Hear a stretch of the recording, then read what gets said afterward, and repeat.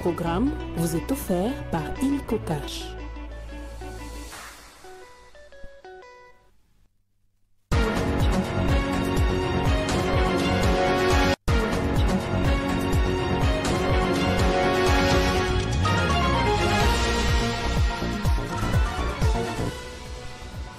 Minerai stratégique de la République démocratique du Congo au cœur de la rencontre multilatérale entre Tshisekedi, Biden, Lourenço et Hichilema à Lobito à Luanda, en Angola. Netumbo Nandi, première femme élue à la présidence de la Namibie, issue du parti au pouvoir, elle a obtenu 57,31% de suffrages, a annoncé la commission électorale namibienne. Les quarts de finale de la 26e Coupe d'Afrique des Nations handball auront lieu ce mercredi et la République démocratique du Congo affrontera l'Égypte à 18 h au gymnase jumelé du Stade des Martyrs dans le but d'obtenir son ticket pour les demi-finales et valider son billet pour la prochaine Coupe du Monde. C'est l'heure du journal sur Télé 50. Merci de nous rejoindre pour vous informer. Le président de la République, Félix Tshisekedi, est arrivé ce mercredi matin à Lobito en Angola pour participer à la rencontre multilatérale sur le corridor de Lobito.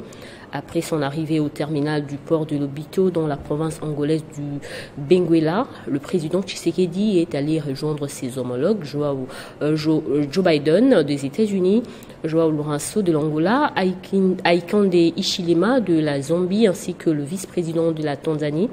Cette réunion multilatérale autour du corridor de Lobito vise entre autres à redynamiser ce projet stratégique soutenu par les USA et qui consiste à relier l'océan Atlantique à l'océan Indien en passant par la République démocratique du Congo. Le corridor de Lobito devrait faciliter le transport des produits miniers, notamment le cuivre et le cobalt. L'arrivée de Joe Biden en Angola attire l'attention des Congolais sur le 1500 km de voies ferrées à construire entre Lobito et Kolosi.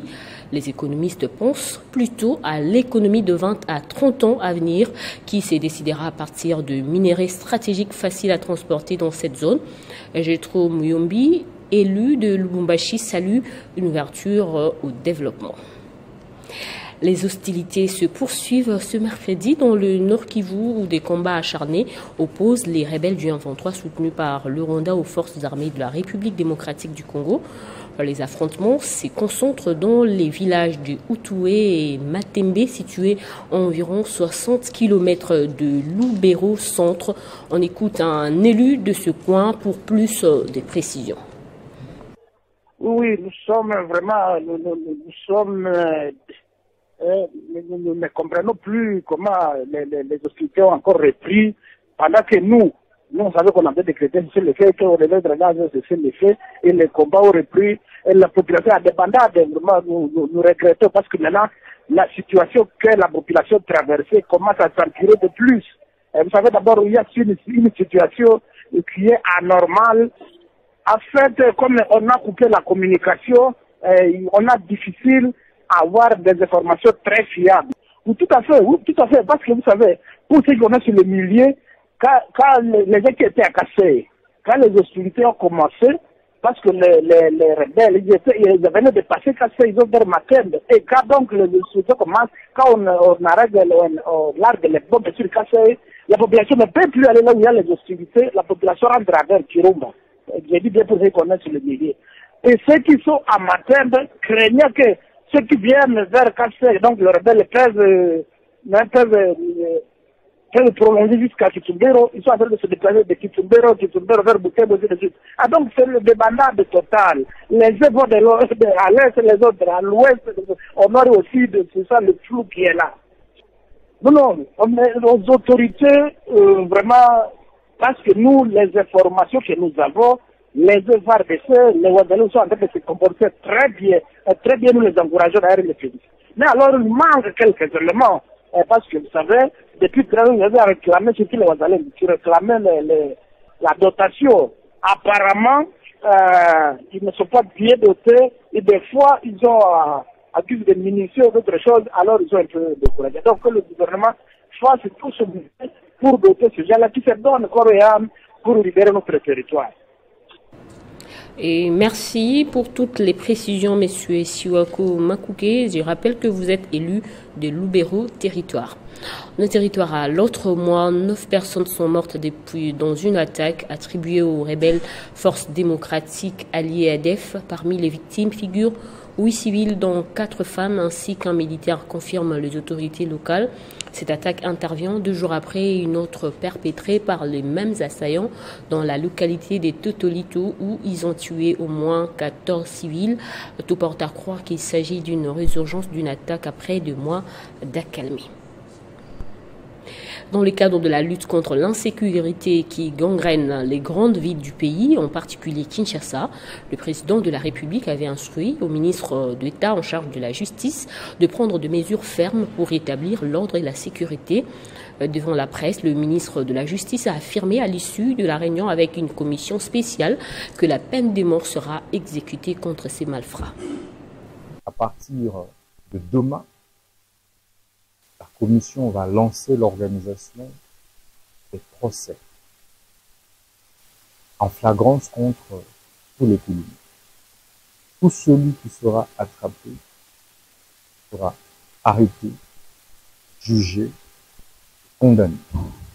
Comme vous le savez, ils seront tous condamnés pour terrorisme, parce que les actes qu'ils posent sont des actes qui relèvent purement et simplement du terrorisme. Ils sont donc punis de la peine de mort. La commission a également décidé de faire exécuter la peine de mort, mais également transférer tous les condamnés Kuluna dans des prisons de haute sécurité. Le premier lot des Kuluna qui sont condamnés cette semaine sera évacué à Angenga et dans d'autres prisons déjà ce week-end. Des bouclages seront organisés dans les quartiers, rues de Kinshasa. Tous les enfants Kuluna qui seront identifiés et arrêtés comme tels seront jugés, condamnés. Les processus de désignation du porte-parole de l'opposition en République démocratique du Congo continuent de faire débat. Christian Mondo, président du groupe parlementaire Ensemble, a confirmé avoir officiellement saisi les présidents de 2 chambres du Parlement pour demander la convocation d'une plénière consacrée à cette désignation. Dans un contexte marqué par des tensions au sein de l'opposition, Mondo rejette fermement les accusations portées contre lui, selon lesquelles il aurait négocié ce poste avec le président Félix Tshisekedi. J'ai entamé la démarche en ma qualité de président du groupe parlementaire de l'opposition, Ensemble, pour demander au président de l'Assemblée nationale et au président du Sénat de réunir les parlementaires, donc les sénateurs et les députés de l'opposition, pour voter ou valider le règlement intérieur après concertation avec toute l'opposition et pour élire le porte-parole de l'opposition. Contrairement même à ce qui se dit, Mondo négocie avec la majorité. Cette affaire ne concerne nullement la majorité, ne concerne nullement le président de la République, ne concerne que l'opposition et sera porte-parole de l'opposition celui qui sera élu par les députés et uniquement les députés et les sénateurs de l'opposition. Je pense que le président Tshisekedi n'a rien à voir avec la désignation du porte-parole de l'opposition. Et j'ai toujours dit que celui qui va avoir la main pour désigner celui qui sera porte-parole de l'opposition, c'est Moïse Katumbi. De plus, il faut considérer quelque chose de très important.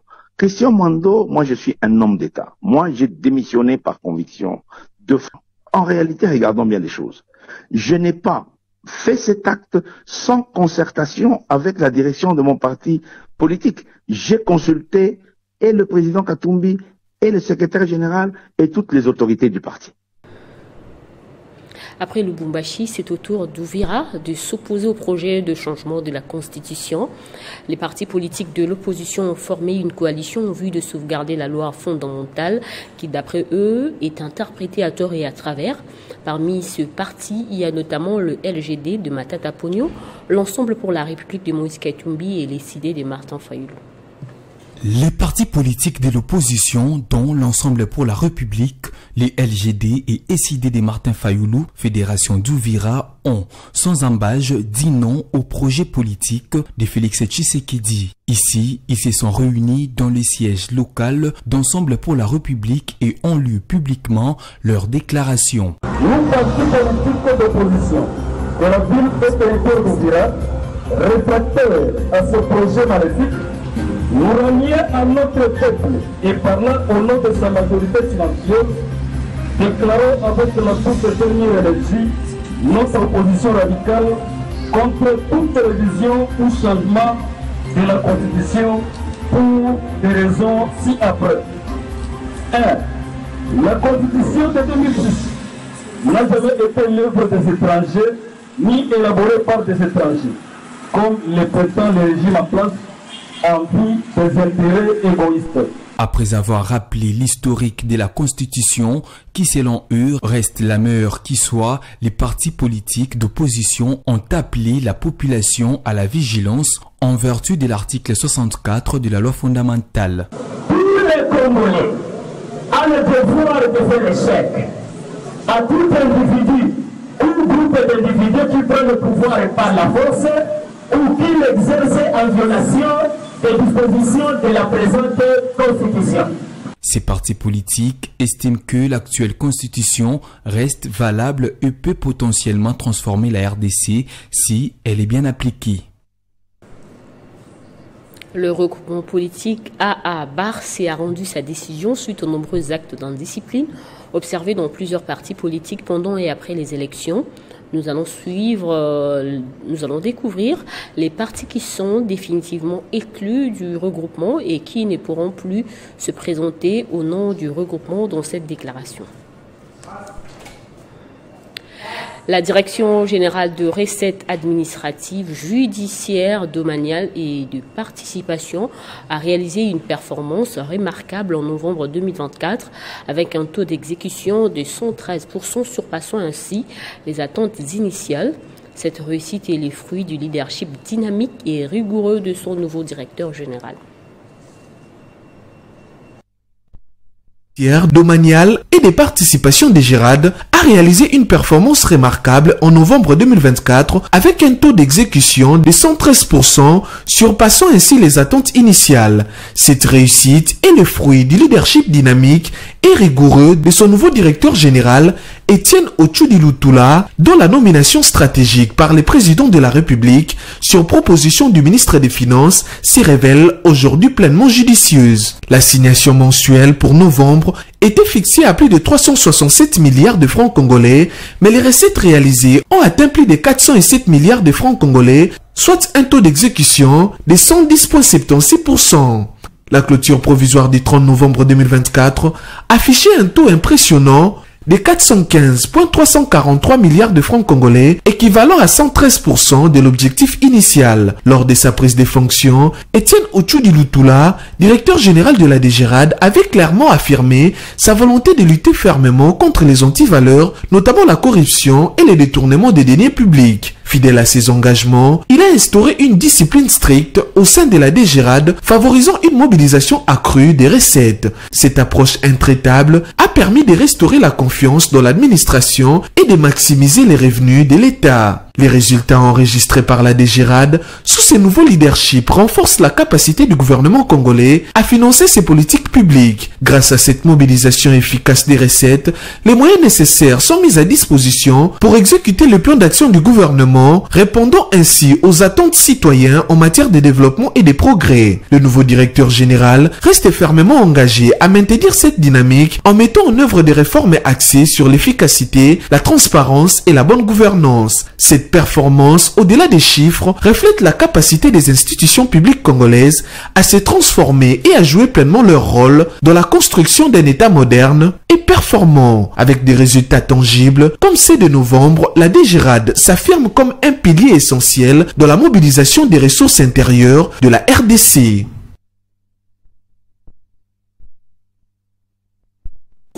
Situé dans la commune de Lemba au sein de l'université de Kinshasa, le commissariat général à l'énergie atomique, mieux le centre régional des études nucléaires, est d'utilité très salutaire depuis sa création en 1959.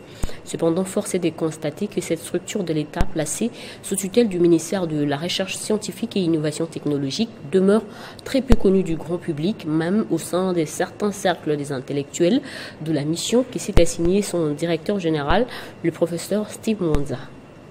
Très préoccupé d'amener au bon port les missions confiées par le chef de l'État Félix-Antoine Tshisekedi, le professeur Steve Mwanza Kamunga, commissaire général de l'énergie atomique, s'étale à expliquer la mission du Centre régional des études nucléaires de Kinshasa et son impact positif sur l'environnement. Il n'y a pas de lien entre les recherches menées au Krenka et les causes à l'origine des érosions aux alentours du site abritant l'université de Kinshasa, déclaration faite au cours d'une interview accordée mardi dans son bureau de travail. De prime abord, le professeur Steve Mwanza Kamunga a tenu à féliciter les chefs de l'État pour la confiance placée en sa modeste personne tout en louant ses efforts de management, efforts qui ont abouti l'année dernière lors de la descente des responsables de l'AIEA, Agence internationale de l'énergie atomique, qui a accepté d'accompagner la RDC dans plusieurs projets, dont la construction du centre multidisciplinaire de radiothérapie.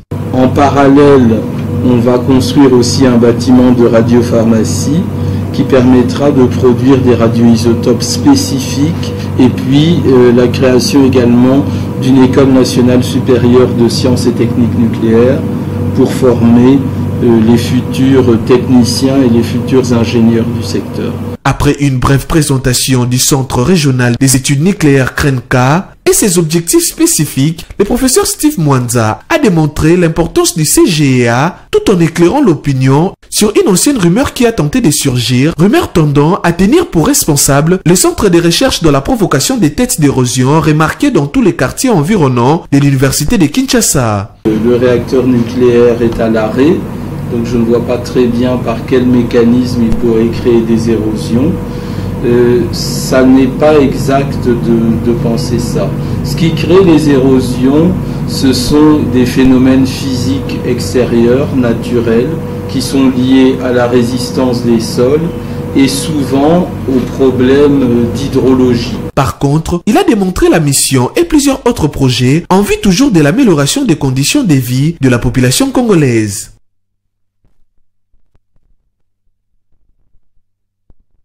5 mois après sa fermeture, le complexe hôtelier Believ Hôtel a relancé ses activités. Les visiteurs en mission dans la ville de Butembo au Nord Kivu peuvent de nouveau bénéficier de services hôteliers de qualité et passer leur séjour en toute sécurité dans le confort Believ Hôtel 3 étoiles. Believ Hôtel, ce gigantesque complexe dans le secteur hôtelier, implanté au cœur de la ville de Butembo au Nord Kivu. Les activités y sont désormais relancées, 5 mois après la fermeture. Joie immense. Ah non, mais c'est un bus là, c'est un peu vague. Il n'y a pas de. C'est quelque chose de nouveau. Je n'ai fait que Believ Hôtel et vraiment, je me sentis bien vraiment. Tout ça, il va là. Cette infrastructure privée de haute facture, destinée à l'usage du public, avait été attaquée puis saccagée le 29 juin dernier par un groupe d'individus inconnus, en agissement jugé barbare par nombreux, au risque de décourager les investisseurs et freiner les développements de la ville. Fini les travaux, tout a été refait, de la clôture aux chambres, en passant par la piscine et ascenseur. Depuis le 1er décembre dernier, ce complexe hôtelier a réouvert ses portes, offrant des services de qualité avec de nouvelles dispositions luxueuses et sécuritaires aux normes internationales pour le confort de ses clients, rassure Victor Isuka, directeur général de Believ Hôtel. Nous sommes très heureux de vous annoncer la remise en service de Believ Hôtel après 5 mois d'inactivité. Nous avons mis à place les dernières pratiques de sécurité pour garantir la sécurité de nos clients. Believ, cet hôtel 3 étoiles, pour un séjour agréable en toute sécurité, dans la ville de Butembo, à l'est de la République démocratique du Congo. Dans l'actualité également, en Namibie, Netumbo Nandi, 72 ans, est élue présidente de la République dès les premiers tours avec 57,31% de suffrage. Il s'agissait des 7e élections générales du pays depuis son indépendance. Les résultats ont été annoncés hier mardi dans la soirée par la commission électorale namibienne. En Namibie, le président est élu au scrutin uninominal majoritaire à 2 tours pour un mandat de 5 ans, renouvelable une seule fois depuis la révision constitutionnelle de 1999. L'élection présidentielle namibienne de 2024 a eu lieu le 27 novembre dernier, en même temps que les élections législatives afin d'élire le président de la République. Ce pays d'Afrique australe a choisi pour la première fois une femme pour occuper la fonction suprême. Il s'agit de Netumbo Nandi Ndaitwah, surnommé 3N, qui a remporté l'élection présidentielle dès les premiers tours avec 57,31% des suffrages. Elle devient la première femme à diriger ce pays des 3 millions d'habitants. Figure de la lutte pour l'indépendance namibienne, Nandi Ndaitwah porte des positions conservatrices, étant notamment partisane d'une législation stricte en matière d'avortement. Par ailleurs, les élections législatives doivent nommer 104 députés à l'Assemblée nationale conformément à la constitution du pays. Dans ces élections menées en parallèle de la présidentielle, le parti Chopo a remporté 51 sièges tandis que les patriotes indépendants pour les changements ont remporté 20 sièges. En sport, les quarts de finale de la 26e Coupe d'Afrique de Nations handball auront lieu ce mercredi et la République démocratique du Congo affrontera l'Égypte à 18h au gymnase jumelé du Stade des Martyrs dans le but d'obtenir son ticket pour le demi-finale et valider ainsi son billet pour la prochaine Coupe du Monde. Avant de jouer ce quart de finale, les Congolaises ont été copieusement battues hier par l'Angola. Les détails avec Christian Bokaya. 2 défaites et 3 victoires, c'est le bilan à mi-parcours des Léopards dames à la Coupe d'Afrique des Nations de handball qui se joue à Kinshasa. Le Fauve termine 3e après avoir été copieusement battu par les Palancas Nagrache. Le premier objectif est atteint, les Léopards doivent maintenant penser à la qualification en demi-finale et ça passe par la victoire contre l'Égypte ce soir au gymnase jumelé du Stade de Martyrs. Une qualification en demi-finale aura double saveur, retrouver le dernier carré et décrocher en même temps les tickets pour la Coupe du Monde 2025. Dans le groupe B, groupe de la RDC, le Cameroun et la Tunisie ont tous décroché leur ticket pour les quarts de finale, bien que les Lions indomptables ont dominé in extremis les Aigles de Carthage en match de la dernière journée sur le score de 21-20. On a une grande équipe. Malheureusement, on n'avait pas fait voir notre visage jusqu'à maintenant. On a fait une grande préparation, je suis fier d'elle, elle bosse. Aujourd'hui, ils ont démontré 27 minutes, 28, il manque ces 2 petites minutes pour être dans le top, on va dire, des grandes équipes d'Afrique. Et travaillons ces 2 minutes à l'entraînement pour que demain on batte le Sénégal. Dans d'autres rencontres de ce mercredi, le Congo affrontera la Tunisie, l'Angola croisera l'Algérie et le Sénégal va se mesurer au Cameroun.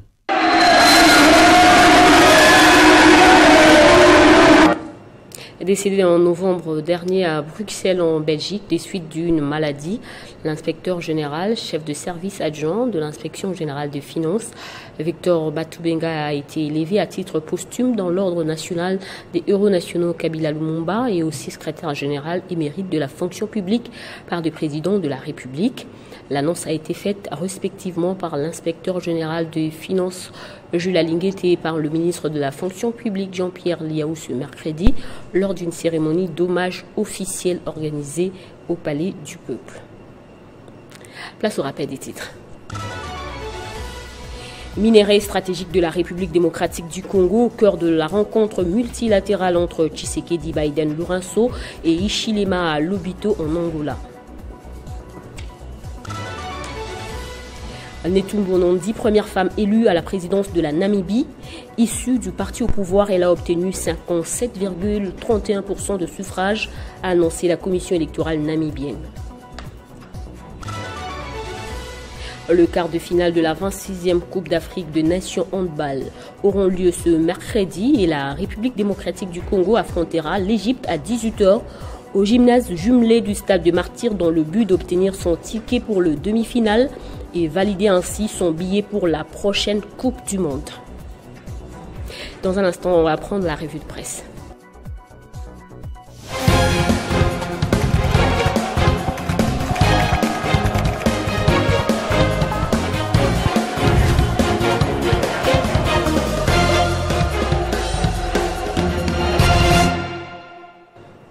Nathan Diamoité nous rejoint pour la lecture transversale de journaux. Bonjour Nathan. Bonjour Bédrine. On ouvre avec ce sujet guerre dans l'est de la RDC. Une réunion tripartite est annoncée le 15 décembre prochain entre Félix Tshisekedi de la RDC, Paul Kagame du Rwanda et Joao Lourenço de l'Angola. Effectivement, Bédrine, les journaux Paris aujourd'hui ont accordé une place de choix à cette réunion tripartite. Echo News entre en lice et fait savoir que la capitale angolaise, Luanda, devient en ce mois de décembre les théâtres d'une diplomatie aux multiples enjeux, pendant que Kinshasa et Kigali campent sur des positions antagonistes et que l'Est de la RDC reste en proie à l'insécurité, signale toujours cet hebdomadaire. La présence, d'ailleurs, vous savez, Bédrine, du président américain Joe Biden en Angola, juste avant la fin de son mandat en janvier 2025, alimente les spéculations sur une éventuelle récomposition stratégique dans la région. Bédrine, selon ces mêmes tabloïds, certains estiment que le voyage de Joe Biden à Luanda est une volonté de marquer un dernier coup diplomatique en Afrique, renforçant ainsi l'influence américaine sur une région en proie à des tensions grandissantes. De son côté, Bédrine, pour sa mise en œuvre, signale le journal Les Quotidiens, cette réunion prévoit 4 étapes. En premier lieu, Bédrine, elle consistera à évaluer la menace posée par les FDLR et à localiser leur position. Ce journal ajoute également que la deuxième étape visera des actions ciblées pour neutraliser le FDLR et leurs alliés, et la troisième portera sur une revue des opérations afin d'évaluer leur efficacité, alors que la dernière étape, Bédrine, sera consacrée à la stabilisation avec la démobilisation, le rapatriement et la réintégration des ex-combattants FDLR, ainsi que la normalisation des relations bilatérales entre Kinshasa et Kigali, précise même tabloïd. Et enfin, Bédrine, Info 27 cite des observateurs qui appellent Kinshasa à la prudence, rappelle que Kigali est régulièrement accusé de pratiquer un double jeu. Ainsi, estime ces quotidiens, le pays de Félix Tshisekedi ne peut se permettre d'abaisser la garde sur les terrains. Tout à fait, banditisme urbain en RDC. Désormais, tous les clowns seront condamnés à la peine de mort. Évidemment, Bédrine, mais la question qu'on se pose, est-ce que cette instruction a tenu compte du siège qu'occupe la République démocratique du Congo aux Nations Unies, justement, de droits de l'homme?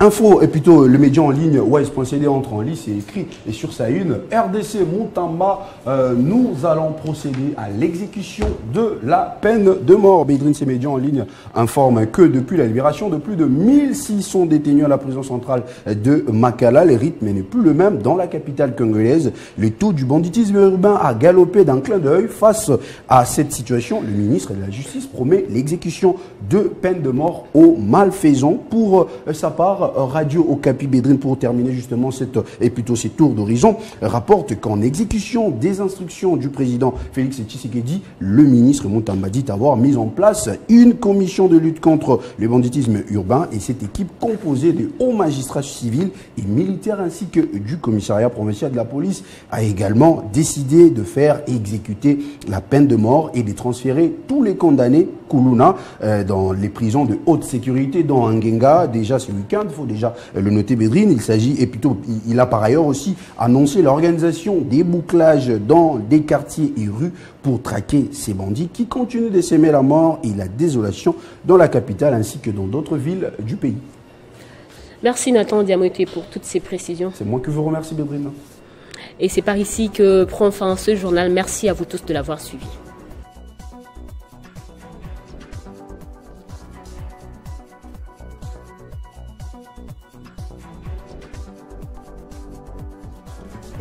Retrouvez toute l'actualité en continu sur www.tele50.cb. Ce programme vous a été offert par Illico Cash.